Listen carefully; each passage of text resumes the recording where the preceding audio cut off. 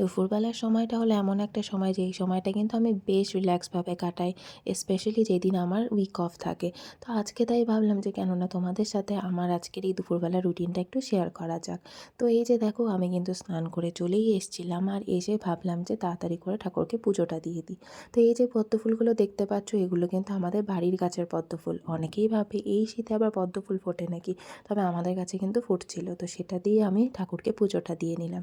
তারপরে ভাবলাম অনেকটাই দুপুর হয়ে গেছে, তো তাহলে ভাতটা বসিয়ে দেওয়া যাক। তো ভাতটা আমি বসিয়ে দিয়ে চলে এলাম সামনের ঘরে এই সেন্টার টেবিলে এই প্ল্যান্টটাকে সেট করার জন্য। মানে এই গাছটা কিন্তু আমি অনেকদিন আগেই লাগিয়েছিলাম। তো অনেকটাই দেখো বড় হয়ে গিয়েছে আর বেশ ভালো লাগে দেখতে। আর এরকম ইনডোর প্ল্যান্ট ঘরে থাকলে কিন্তু মন্দ হয় না, তাই না? তো এইসব করতে করতে কিন্তু ভাতটাও হয়ে গিয়েছিল, আর মা দেখো এদিকে কিন্তু খাওয়ারও বেড়ে দিয়ে দিয়েছে। তো আজকে আমাদের লাঞ্চটা ছিল পুরোপুরি ভেজ, মানে এদিকে ছিল আলু সেদ্ধ, বেগুন ভাজা, সাথে ছিল ঘি, আর ওদিকে ছিল ডাল আর বাঁধাকপির ঘন্ট। মানে আজকের খাবার দাবারটা কিন্তু বেশ ভালো ছিল।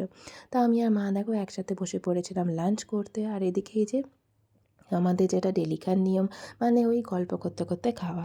তো খাওয়া দাওয়া সেরে তারপরে কিন্তু আমার মানে তার আগে একটু ঠান্ডা ঠান্ডা লাগছিলো, তাই সোয়েটারটা আমি তার আগেই পরে নিয়েছি। তো তারপরে দেখো খাওয়া দাওয়া সেরে আমি চলে গিয়েছিলাম একটু ছাদে, আর এই যে দেখো হালকা হালকা রোদ ছিল, তাই একটু রোদটা পাচ্ছিলাম আর কি। তারপরে আর কি জামা কাপড়গুলো নিয়ে চলে এলাম ঘরে। মানে এটা কিন্তু বলতে পারো আমার প্রতিদিনকারই রুটিন, মানে দুপুরবেলা এই সময়টা আমি ছাদে গিয়েই থাকি। তো জামা কাপড় নিয়ে চলে এলাম ঘরে। আর এই দুপুরবেলা শীতকালে একটু যদি কমলা লেবু না খাই তাহলে কি আর চলে বলো? তো দেখো এই যে একটা কমলা লেবু নিয়ে নিয়েছি, মা আর আমি কিন্তু গল্প করতে করতে এই কমলা লেবুটাই খাচ্ছিলাম। তারপরে আর কি খাওয়া দাওয়া সেরে একটু রেস্ট নিয়ে নিলাম। এই হলো আমার দুপুরবেলা রুটিন। তো তোমাদের কেমন লাগলো ভিডিওটা কমেন্ট সেকশনে অবশ্যই জানিও, আর ভালো লাগলে কিন্তু লাইক কমেন্ট করতে একদমই ভুলো না।